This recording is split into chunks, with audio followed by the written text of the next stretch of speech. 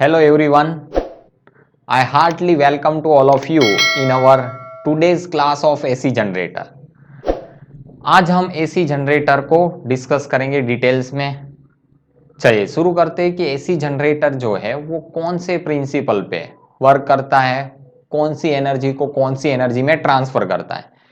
तो let's see, AC generator जो है वो मैकेनिकल एनर्जी जो है इसको कन्वर्ट करता है इलेक्ट्रिकल एनर्जी में। AC generator convert mechanical energy into electrical energy and it is based on electromagnetic induction. ये कौन से प्रिंसिपल पे वर्क करता है? It is based on electromagnetic induction. देखिए यहां पे आपको दिख रहा है, ये जो है this is the circuit of AC generator. यहां पे आपको ये दिख रहा है,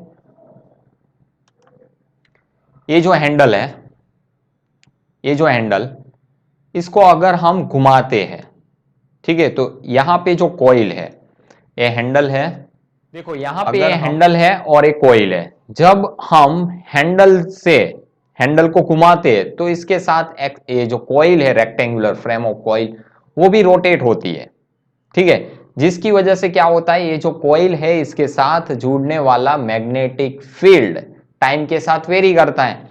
तो वेरी करता है तो ये जो कॉइल है इसके अंदर ईएमएफ इंड्यूस होता है, और ईएमएफ इंड्यूस होता है तो हमने पढ़ा है कि वहां पे आपको, अगर ये सर्किट क्लोज है तो वहां पे करंट भी मिलेगा, ठीक है। तो यहां पे जो प्रिंसिपल है वो हमने आगे भी देखा था, वेरिंग मैग्नेटिक फ्लक्स। तो यहां पे continuously theta, theta is change, theta क्या होगा? चेंज होगा। थीटा किसके बीच का एंगल है? मैग्नेटिक फील्ड और एरिया, ठीक है। ये दोनों के बीच का जो एंगल है वो कंटिन्यूसली टाइम के साथ वेरी करेगा जब कॉइल रोटेट करेगी।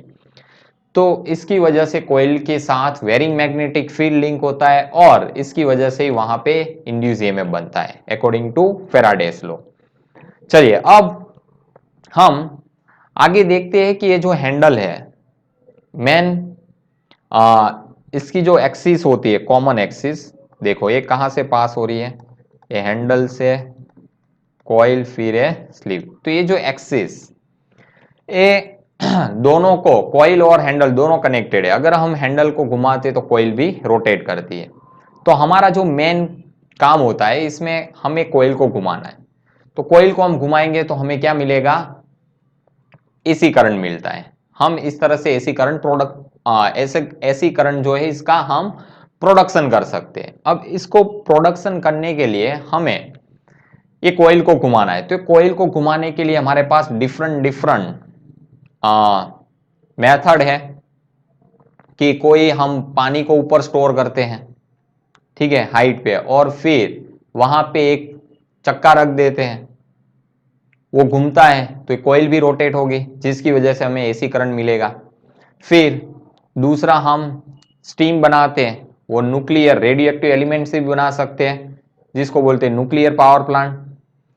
तो वहां पे भी हम स्टीम बनाते हैं और स्टीम को, ये जो सर्कल यहाँ पे जो टरबाइन होता है इसके ऊपर हम स्ट्राइक करते हैं तो टरबाइन घूमेगा तो एक कॉइल भी रोटेट होती है जिसकी वजह से भी हमें एसी करंट मिलता है, ठीक है। फिर इसके बाद हम जो वाटर है, वाटर का फ्लो करा के भी इसको घुमा सकते हैं। तो इस तरह से अलग अलग, अगर न्यूक्लियर हम वो एज अ फ्यूल यूज कर रहे रेडियो एक्टिव एलिमेंट तो इसको न्यूक्लियर पावर प्लांट बोला जाए। पानी को ऊपर स्टोर किया और इसको टरबाइन को घुमाते तो इसको हाइड्रो पावर प्लांट बोलते हैं। और स्टीम, स्टीम से अगर इसको घुमाते तो इसको स्टीम पावर प्लांट बोलते हैं। ऐसे डिफरेंट डिफरेंट पावर प्लांट्स के नाम आप लोगों ने सुने होंगे। तो देखो ये एसी जनरेटर से हम कैसे एसी करंट प्रोड्यूस करते हैं इन अ पावर प्लांट। चलिए तो वन बाय वन में आपको सारे पावर प्लांट बताता हूं। चलिए तो यहाँ पे आपको जो पावर प्लांट दिया है, this is the hydro power plant. And hydro power plant में देखो यहाँ पे होता है, डेमोन्स्ट्रेशन देखिए, देखो वाटर फ्लो हुआ, यहाँ पे टरबाइन को देखो, टरबाइन क्या हो रहा है? रोटेट हो रहा है, देखो, फिर वो वाटर आगे निकल जाता है घुमाने के बाद। तो यहाँ पे ये जो एसी जनरेटर है, इलेक्ट्रिसिटी प्रोड्यूस हुई, वो इलेक्ट्रिसिटी वायर के थ्रू हम ट्रांसफर कर देते हैं, ठीक है। तो इस तरह से हाइड्रो पावर प्लांट जो होते हैं वो वर्क करते हैं। ठीक है, उकाई में अगर आपने सुना हो तो वहां पे हाइड्रो पावर प्लांट है। ठीक है, तो इस तरह से वहां पे इलेक्ट्रिसिटी प्रोड्यूस की जाती है। हम वाटर को स्टोर करते हैं हाइट पे। ठीक है, डैम जो बनाते हैं ना, तो इसमें वाटर को स्टोर किया जाता है इसकी हाइट बढ़ा के, और फिर वो वाटर जो है इसको टरबाइन टरबाइन के ऊपर हम इसका फ्लो कराते। तो जो चक्का है, टरबाइन जो है वो घूमता है, और इसकी जो कॉमन एक्सिस रेक्टेंगुलर कॉइल के साथ कनेक्टेड होती है। तो जैसे वो टरबाइन घुमा तो वो कॉइल भी रोटेट होता है, और इसको इसके कॉइल जो है इसको दो मैग्नेट के बीच में रख दिया है। तो वहां पे वो कॉइल रोटेट होगी तो वहां पे वेरिंग मैग्नेटिक फील्ड लिंक होगा। तो अकॉर्डिंग टू फेराडेस लॉ वहां पे इंड्यूस ईएमएफ मिलेगा, और सर्किट क्लोज हो तो वहां पे करंट भी फ्लो होता है। तो इस तरह से हमारा हाइड्रो पावर प्लांट वर्क करता है। चलिए आगे देखते हैं नेक्स्ट पावर प्लांट सकते हो जो है पूरा यहां से जो वाटर आया पहले। ठीक है, यहाँ पे जो वाटर है वो यहाँ पे जा रहा है, यहाँ वाटर आया तो इतनी हाई, इतनी ज्यादा हीट एनर्जी, बहुत ज्यादा हाई टेम्परेचर होता है, तो वाटर तुरंत किस में कन्वर्ट हो जाएगा, स्टीम में। और फिर ये स्टीम देखो ये यहाँ से होके यहाँ पे हाई वेलोसिटी से टरबाइन के ऊपर क्या करेगी, ये यहाँ पे स्ट्राइक करेगी। अब टरबाइन के ऊपर स्ट्राइक करेगी तो कुछ जो स्टीम है इसका पानी बन जाएगा वाटर, तो ये वापिस यहाँ पे आ जाएगी, जो कूल होती जाएगी जो एयर वो यहाँ पे आती जाएगी। ये टरबाइन घुमा तो इसके साथ कॉइल वो भी रोटेट करेगी, और एसी ये जो जनरेटर है इसमें एसी करंट प्रोड्यूस होगा, और इसको वायर के थ्रू ट्रांसफर किया जाता है एक लोकेशन से दूसरी लोकेशन। और जो यहाँ पे स्टीम की वो कूल हो जाएगी तो वापिस यहाँ आ जाएगी, और वापिस इसको हम यहाँ से पंप के थ्रू वापिस वहाँ पे भेजेंगे। तो इस तरह से हमारा ये जो स्टीम पावर प्लांट जो होता है वो वर्क करता है, या तो आप इसको न्यूक्लियर पावर प्लांट भी बोल सकते हो। ठीक है, चलिए फिर यहाँ से नेक्स्ट पावर प्लांट, यहाँ से जो ऊपर जा रहा है वो क्या है, दिस इज द स्टीम। ठीक है, स्टीम यहाँ से गई, फिर इसको फर्दर यहाँ पे हम प्रोसेस करते हैं, then it incident on a turbine, turbine के ऊपर इंसिडेंट होगा स्टीम स्टीम सॉरी। फिर ये जो स्टीम अगर वहां पे इंसिडेंट होगी तो टरबाइन, जो टरबाइन है वो रोटेट करेगा, वो रोटेट करेगा तो कोयल भी रोटेट करता है, और इस तरह से एसी करंट का यहाँ पे प्रोडक्शन होता है। चलो, तो this is the steam power plant. कौन सा पावर प्लांट है, स्टीम। ऐसे ही बहुत सारे और भी ऑप्शन होते हैं हमारे पास। कोल जो है, कोल से भी हम वाटर को उबालते और इसकी स्टीम बनाएंगे, फिर इसके बाद टरबाइन के ऊपर हम स्ट्राइक करेंगे तो टरबाइन घूमेगा तो वहां पे हमें एसी करंट मिलेगा। तो ये भी एक प्रोसेस है, इसको बोला जाता है ऑल्सो स्टीम पावर प्लांट। चलो, तो इस तरह से मेन जो हमारा वर्क होता है वो कोयल को रोटेट कराना। अगर हम कोयल को मैग्नेटिक फील्ड, दो मैग्नेट के बीच में अगर रोटेट कराते हैं तो हमें वहां पे एसी करंट मिलता है। ठीक है, चलिए आगे देखते हैं। ठीक है, schematic diagram of AC generator, जो अरेंजमेंट है।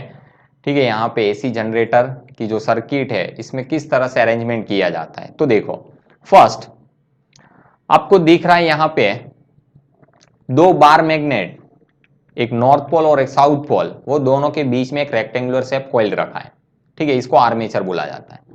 और ये जो आर्मेचर है इसके जो एंड्स होते हैं which are connected with slip rings, and slip rings are connected with carbon brushes. तो देखो यहां पे हम, this is slip ring, slip rings, और ये जो आपको दिख रहा है दिस इज कार्बन ब्रशेस। ठीक है, अब हमें नोट करना है कि ये जो डायग्राम है इसमें किस तरह से अरेंजमेंट की गई है। तो फर्स्ट आपको दिख रहा है it consist of two bar magnet, it consist of two magnet in order to have a uniform magnetic field. दो मैग्नेट रखे हैं ताकि वहां पे कैसा magnetic field, uniform magnetic field बने। देन इसके बाद अगर आप देखो तो यहां पे एक रेक्टेंगुलर कॉइल है। ठीक है, there is a coil of rectangular shape, it is also known as a armature. इसको क्या बोला जाएगा, आर्मेचर। ठीक है, फिर ये जो कॉइल है वो किसके साथ कनेक्टेड है? This is connected with slip rings. The coil, the armature is connected with slip rings. Then ये जो स्लीप रिंग्स है वो कार्बन ब्रशेस, ठीक है, स्लीप रिंग जो है वो किसके साथ इलेक्ट्रिकली कांटेक्ट में है? ब्रशेस के साथ। इसको कार्बन ब्रशेस भी बोल सकते हैं। तो देखो आप लिख सकते हो the slip rings help in electrical contact with the brushes, it does not change current direction. Slip rings help in a electrical contact with the brushes and it does not change the direction of current. ठीक है, तो इस तरह से आप इसके description में ये सारी चीजें नोट कर सकते हो। चलिए आगे देखते हैं कि अब यहां पे ये जो स्लीप रिंग्स है which is continuously contact with armature, sleep rings और आर्मेचर के बीच में कॉन्टेक्ट कंटिन्यूस होता है, वो टूटता नहीं है। तो देखो slip rings provide continuous connection with the wire around the armature. The slip rings are provide continuous connection with the wire around the armature. ठीक है, इसके साथ इसका कंटिन्यूस कनेक्शन होता है। फिर the slip rings are attach to carbon brushes. जो slip rings है वो कहां पे अटैच है? कार्बन ब्रशेस के साथ। देखो यहां पे आपको दिख रहा है ये जो स्लीप रिंग्स है वो किसके साथ कनेक्टेड है? कार्बन ब्रशेस के साथ। ये है कार्बन ब्रश, ठीक है, और ये जो है आपको सर्कुलर शेप दिख रहा है, this is the slip ring. तो this is the continue slip rings is connected with carbon brushes. Then the rectangular coil is capable of rotating about an axis which is perpendicular to the magnetic field. यहां पे ये जो coil आपको दिख रहा है, ये जो coil है इसकी ये एक्सिस, ठीक है, ये coil की एक्सिस हुई। अब मैग्नेटिक फील्ड जो है वो इस तरह से, ठीक है, तो ये देखो कैसे है? परपेंडिकुलर। कॉइल की जो एक्सिस है वो मैग्नेटिक फील्ड के साथ परपेंडिकुलर है, ठीक है। The rectangular coil is capable of rotating about an axis which is perpendicular to the magnetic field. Means कि जो कॉइल, जो इस रेक्टेंगुलर कॉइल है जो अपनी एक्सिस पे रोटेट होने वाली है, वो एक्सिस मैग्नेटिक फील्ड के साथ कैसे पुट करना है? परपेंडिकुलर आपको पुट करना है, ठीक है। तो this all are the arrangement of AC generator, ठीक है। आप इसके स्केमेटिक डायग्राम में सारी चीजें नोट कर सकते हो कि क्या है। अब देख सकते हो कि फर्स्ट दो बार मैग्नेट लाए, बार मैग्नेट रखा, स्ट्रॉन्ग मैग्नेट होते हैं जिससे हमने यूनिफॉर्म मैग्नेटिक फील्ड बनाया। कैसा मैग्नेटिक फील्ड बनाया? यूनिफॉर्म। फिर एक रेक्टेंगुलर शेप कॉइल रखा है जिसको आर्मेचर बोला जाता है and this armature is connected with slip rings. ये आर्मेचर है वो किसके साथ कनेक्टेड है? Slip ring. एंड ये जो स्लिप रिंग्स है this is gives the continuous electrical contact with the brushes and it does not change the direction of current.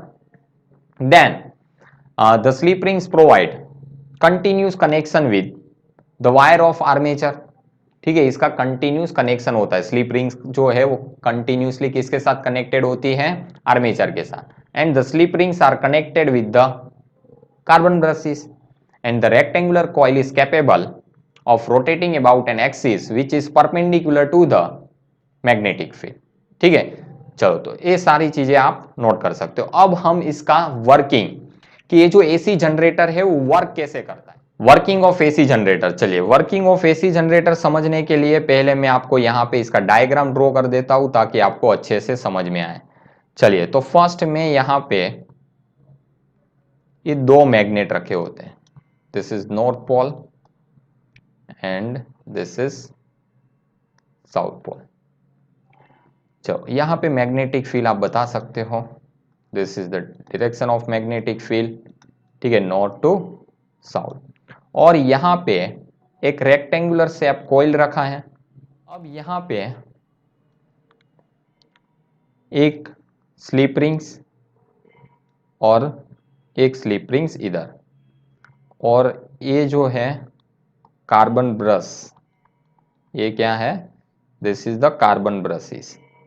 Carbon brushes के साथ ये स्लिप रिंग्स अटैच होती है और यहाँ पे इस तरह से हमने दो कनेक्शन निकाल लिए, ठीक है। अब यहां पे आप इसकी कॉमन एक्सिस, ये इसकी एक्सिस, और यहां पे आप ये बता सकते हो कि ये टरबाइन, ठीक है, इसको हम घुमाएंगे तो ये कॉइल भी क्या करेगा, रोटेट करेगा। तो देखो यहां पे A, this is B, this is C and this is D, ये नाम भी दे दो। अब ये कॉइल जैसे, ये जो सर्कल यहाँ पे जो सर्कल है वो रोटेट करेगा, ये क्या करेगा, ये रोटेट करेगा, तो इसके साथ ये जो कॉइल है वो भी रोटेट करेगी। तो देखो इसको समझने के लिए, देखो आपको दिख रहा है ये कॉइल ऐसे रखा हुआ है, जैसे यहाँ पे आपको दिख रहा है, यहाँ नॉर्थ पोल है, this is the south pole, A point, this is the B point, this is the C point and this is the D point. Just suppose कि ये कॉइल ऐसे रोटेट हुआ, ठीक है, इस तरह से ये रोटेट होता है, मींस कि ये एंड बाहर की ओर और ये एंड जो है वो अंदर की ओर जा रहा है, ठीक है, ये एंड कैसे आ रहा है बाहर और ये एंड जा रहा है अंदर। तो अब देखो कि यहां पे जो करंट प्रोड्यूस होगा ए बी ब्रांच में, इसकी डायरेक्शन क्या होगी, ठीक है, और ये सी डी ब्रांच में जो करंट प्रोड्यूस होगा इसका डायरेक्शन क्या होगा। तो फर्स्ट ये ऐसे बाहर आ रहा है, तो आपको दो चीज यहां पे पता है, ये नॉर्थ पोल है, this is the south pole, तो magnetic field is in this direction, force, इसका मोशन ऐसे है, बी आई रूल यूज करो, फ्लेमिंग लेफ्ट हैंड रूल्स, आप यहां पे Fleming left hand rule use करो, ठीक है, एफ बी आई। तो हमें फोर्स की डायरेक्शन पता है, देखो Fleming left hand rules, force बाहर लग रहा है, फिर magnetic field F B I, thumb gives the direction of force, forefinger is give the direction of magnetic field and middle finger is give the direction of current। तो देखो magnetic field in this direction, force बाहर की ओर घुमा है, कैसे घुमा, बाहर की ओर, तो यहां पे जो करंट प्रोड्यूस होगा ए बी में वो अपवर्ड होगा, ए बी में करंट कैसे फ्लो होगा, this is flow in upward direction, कैसे फ्लो होगा, this will flow in upward direction, Fleming left hand rule use करो तो आपको ये डायरेक्शन मिल जाएगी, force outward A B branch में, और magnetic field towards the left, तो आपको यहां पे करंट जो है वो कहां मिलेगी, अपवर्ड डायरेक्शन में। देखो तो यहां पे करंट जो है वो कौन सी डायरेक्शन में फ्लो होगा, दिस विल फ्लो, ठीक है, आपको यहां पे जो करंट की डायरेक्शन मिलेगी, this will A to B in upward direction, coil में करंट कैसे फ्लो होगा, ए बी साइड में अपवर्ड डायरेक्शन में। अब सी डी की बात करते, तो सी डी देखो ये ए बी बाहर आ रहा था, ए बी कहां आ रहा था, बाहर, तो सी डी कहां जाएगा, अंदर, तो सी डी ब्रांच जो है इसमें फोर्स अंदर लग रहा है, तो फ्लेमिंग लेफ्ट हैंड रूल वहां पे भी यूज करो।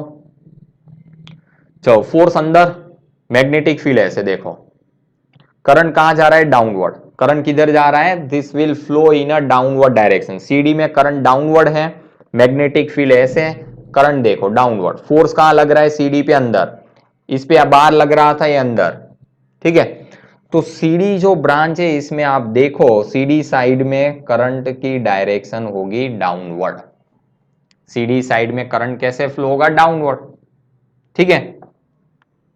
तो यहां पे आप देख सकते हो करंट कैसे फ्लो हुआ, इस तरह से क्लॉकवाइज फ्लो हुआ करंट, करंट कैसे फ्लो हुआ सर्किट में, क्लॉकवाइज करंट फ्लो हुआ यहां पे। अब ये ए बी इधर था, ठीक है, और ये था C D, A B side थी, this is the C B. अब ये घूमने के बाद ऐसे आ गया, ये घूमने के बाद इस तरह से आ गया, तो यहां पे अब ए बी साइड आ गया और यहां आ गया सी डी साइड, यहां कौन सा साइड आ गया, सी डी, और यहां आ गया ए बी, तो ए बी जो साइड है, ठीक है, वो इधर चला गया, सी डी इधर आ गया, this is A B and this is C D. तो अब आप देखो कि सी डी साइड जो है वो ऐसे बाहर आ रहा है, सी डी साइड कहां आ रहा है, बाहर, तो अब सी डी साइड में आप देखो फोर्स जो सॉरी करंट की जो डायरेक्शन है वो अपवर्ड आ गई, पहले सी डी में करंट कैसे था, देखो फिगर में करंट पहले, ठीक है, पहले ऐसे था, ये हाफ रोटेशन हुआ, हाफ रोटेशन के बाद इस तरह से आ गया। तो करंट की डायरेक्शन देखो,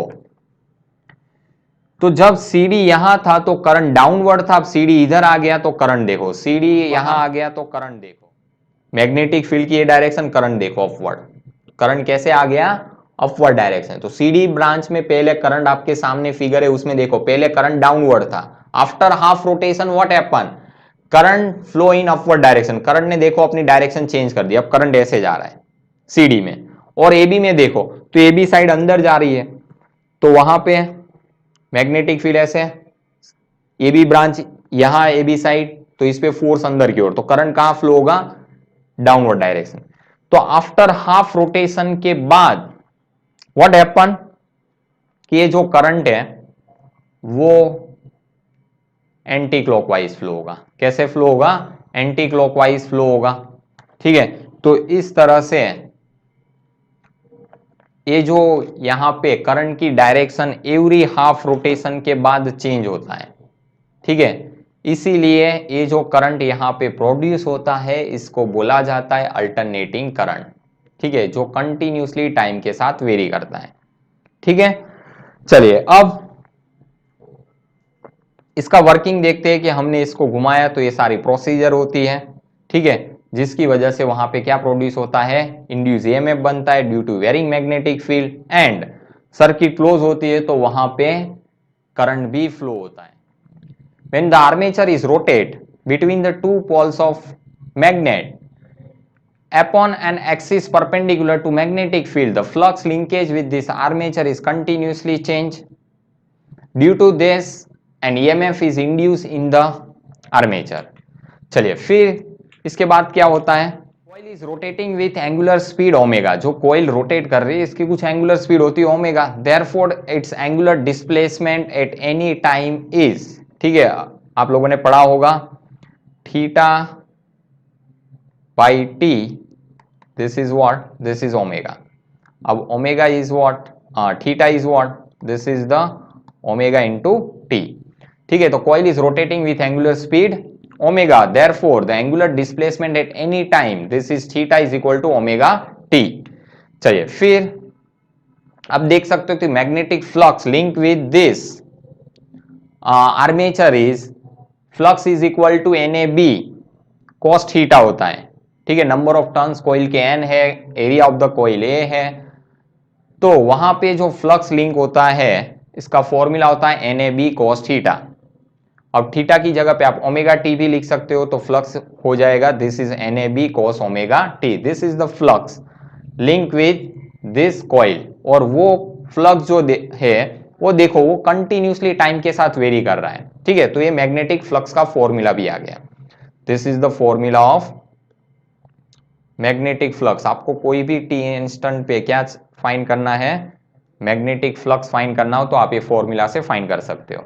चलिए आगे हम देखते हैं, आगे बढ़ते हैं कि when varying magnetic flux link with coil due to that EMF is induce in the coil according to Faraday's law, this is epsilon is equal to minus d phi by d t. और flux की value आगे हमने find की कि जो flux है वो कितना था, कि flux is equal to N A B cos omega t. अब फ्लक्स की जगह पे आप वैल्यूज पुट कर दो तो देखो then what happen, E is equal to N A B is a constant value so it's come outside and d by d t is cos omega t. अब cos ओमेगा टी का differentiation क्या होता है, cos omega t का differentiation d by d t of cos omega t, तो आप लोगों को पता ही होगा this is sine omega t, और एक टी का 1 होगा तो साथ में ओमेगा भी लिखा जाएगा। तो लेट्स सी इसको क्या लिखा जाएगा, देखो माइनस माइनस प्लस हो जाएगा, and we can not N A B omega sine omega T, this is the induce EMF in the coil, इतना इंड्यूस ईएमएफ बनेगा। ठीक है, और ये इंड्यूस ईएमएफ भी देखो वो भी टाइम के साथ वेरी करता है, this is also depends on time, जैसे जैसे टाइम चेंज होगा वैसे वैसे इंड्यूस ईएमएफ भी चेंज होगा। चलिए आगे देखते हैं कि अगर हमें मैक्सिमम ईएमएफ चाहिए तो there must be sine omega t की वैल्यू क्या हो जाए, अगर 1 हो जाए तो आपको जो ईएमएफ मिलेगा वो कैसा होगा, मैक्सिमम है, और मैक्सिमम वैल्यू कितनी होगी, this is the N A B omega, कितना होगा, this is the N A B omega. Then induce EMF at any time, तो ये जो NAB ओमेगा है इसकी जगह पे आप क्या लिख सकते हो, E naught, this is the peak value. ठीक है, तो यहाँ पे हमने ये जो ई नॉट मिला इसकी वैल्यू यहाँ पे पुट कर दी, then we can not epsilon T is equal to epsilon naught sine omega T, this is the EMF, voltage भी बोल सकते हो आप। तो ये कोई भी टी टाइम का जो इंड्यूस EMF होगा E is equal to E naught sine omega t होगा। चलो, तो ये है इंड्यूस EMF। चलिए आगे, ये जो AC जनरेटर है इसमें से कैसे कोयल रोटेट होता है और किस तरह से AC करंट वहां पे प्रोड्यूस होना स्टार्ट करता है, तो इसका एक डेमोन्स्ट्रेशन भी आपको बता देता हूं। देखो यहाँ पे आपको दिख रहा है कि दो मैग्नेट है, इसके बीच में देखो एक कॉइल है, इसको हमने मैकेनिकल एनर्जी दी तो वो कॉइल घुमा, और वो कॉइल घूमता है तो वहां पे देखो जो कॉइल है इसके अंदर ये जो डॉट्स आपको दिख रहे व्हाइट, वो है इलेक्ट्रॉन। ठीक है, वो चार्ज कैरियर इलेक्ट्रॉन जो इस पे फोर्स लगता है तो वो रोटेट करना स्टार्ट करते हैं। तो एक बार देखो एवरी हाफ रोटेशन ये जो इलेक्ट्रॉन है इसकी मोशन की डायरेक्शन ऑब्जर्व करो, वो चेंज हो रही है। और स्लिप रिंग जो है वो अपनी पोजीशन पे ही है, वो रोटेट नहीं कर रहा है, सिर्फ रोटेट कौन करता है, कॉइल ही रोटेट करता है।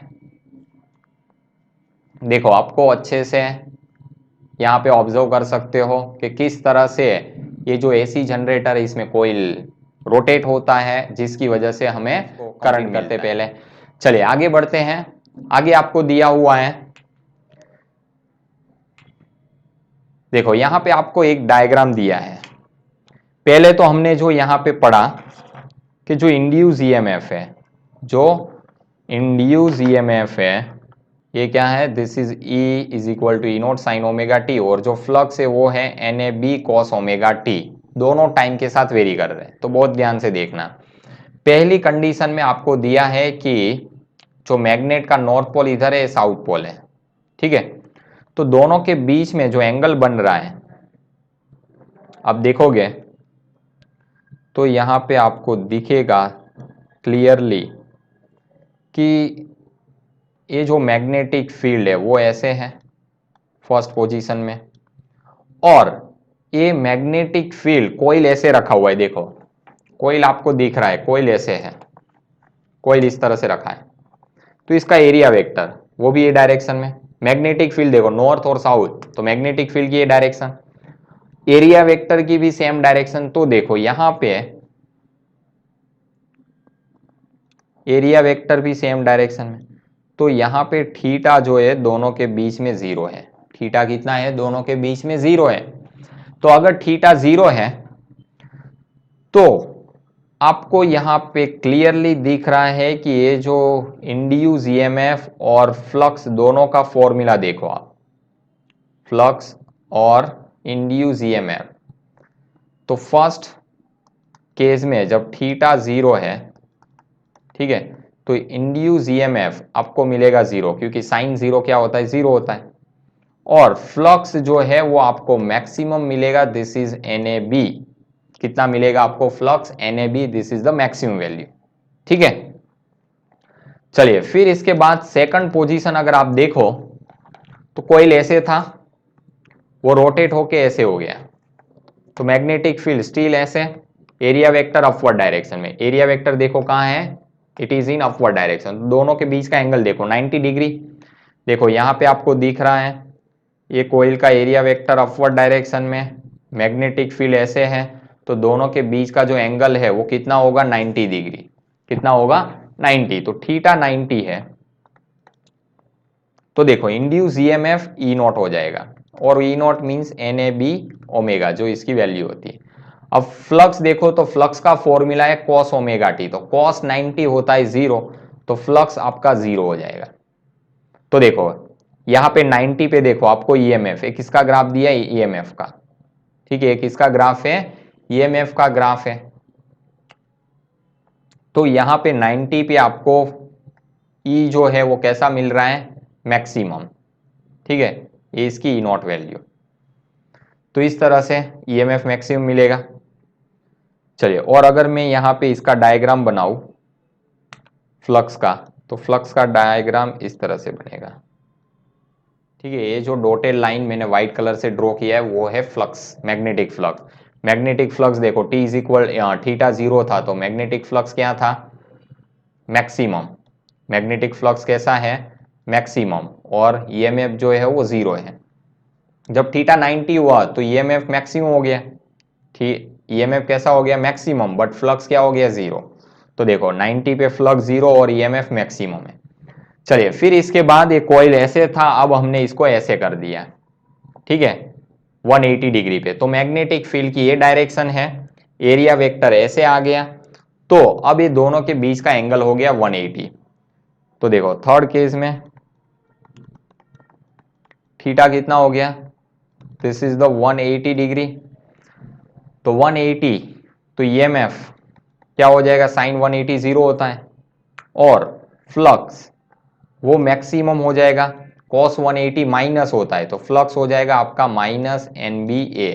फ्लक्स क्या हो जाएगा, दिस बिकम माइनस NBA, ठीक है। चलिए तो अब यहां पे आप ये वैल्यूज भी देख सकते हो, 180 डिग्री पे देखो, 180 डिग्री पे क्या हो रहा है कि 180 डिग्री पे जो ईएमएफ है वो 0 है, और फ्लक्स देखो उल्टी डायरेक्शन में क्या हुआ, फ्लक्स उल्टी डायरेक्शन में मैक्सिमम हुआ। देखो फ्लक्स क्या हो रहा है, maximum, minus NBA, opposite direction में फ्लक्स मैक्सिमम हुआ, ठीक है। चलिए फिर इसके बाद फोर्थ केस में हमने क्या किया कि 180 डिग्री था, ठीक है, कितने पे था, 180 डिग्री पे, इसको और रोटेट किया, इसको और क्या कर दिया हमने, रोटेट कर दिया ऐसे। देखो पहले ये जो कॉइल था वो ऐसे था 0, फिर इसको ऐसे रोटेट किया, फिर ऐसे, एंड देन फाइनली ऐसे 270 डिग्री पे रोटेट किया। थीटा कितना हुआ, 270। अगर 270 डिग्री पे आप रोटेट कर देते हो तो मैग्नेटिक फील्ड की तो एज इट इज यही डायरेक्शन है, एरिया वेक्टर डाउनवर्ड हो जाएगा, एरिया वेक्टर कहां आ जाएगा, डाउनवर्ड। तो angle between B and A, this is the 270 degree. Theta कितना हुआ, 270 मीन्स 3π/2। तो ईएमएफ जो है, ठीक है, sine 3π/2, this is the minus, तो आपको मिलेगा माइनस NAB ओमेगा, और फ्लक्स आपका हो जाएगा 0, क्योंकि cos 270 होता है 0, साइन 270 होता है -1। तो देखो आपका जो ईएमएफ है, ईएमएफ 270 पे देखो क्या हो गया, माइनस, क्या हो गया, माइनस, और फ्लक्स देखो, फ्लक्स 0 हो गया, फ्लक्स क्या हो गया, 0 हो गया। चलिए इस तरह से सेम ऐसे था, अभी और रोटेट कर देते हैं। तो अब वापिस 360, पूरा सर्कल हमने एक रोटेट कर दिया। तो जब थीटा कितना हो जाए, थीटा हमने 360 डिग्री मीन्स 2π, तो ईएमएफ हो जाएगा 0, क्योंकि साइन 2π होता है 0, और फ्लक्स हो जाएगा मैक्सिमम, दिस इज NAB, क्योंकि cos 2π की वैल्यू होती है 1, ठीक है। तो एक कॉइल के साथ जुड़ने वाला फ्लक्स मैक्सिमम होगा, ईएमएफ 0 होगा। तो देखो यहाँ पे 360 पे फ्लक्स मैक्सिमम, और इंड्यूस ईएमएफ देखो 0 हो जाएगा। तो इस तरह से जब फ्लक्स 0 होता है तो वहां पे ईएमएफ मैक्सिमम होता है। देखो फ्लक्स 0 है तो इंड्यूस ईएमएफ कैसा होता है, मैक्सिमम, तो ऑब्वियसली वहां पे करंट भी कैसा होगा, मैक्सिमम होगा। और जब इंड्यूस ईएमएफ 0 है तो वहां पे फ्लक्स कैसा होता है, मैक्सिमम। तो इस तरह से continuously varying magnetic flux coil के साथ जुड़ता है, जिसकी वजह से हर एक इंस्टेंट पे यहाँ पे इंड्यूस ईएमएफ मिलेगा, वो भी टाइम के साथ कंटिन्यूसली वेरी करता है। अगर इंड्यूस ईएमएफ वेरी करता है तो देयर मस्ट भी वहां पे जो करंट भी फॉर्म होगा वो भी टाइम के साथ वेरी करेगा। चलिए तो this is all about AC generator. ये है हमारा एसी जनरेटर का पूरा जो टॉपिक था वो हमने अच्छे से कंप्लीट किया। Thank you everyone.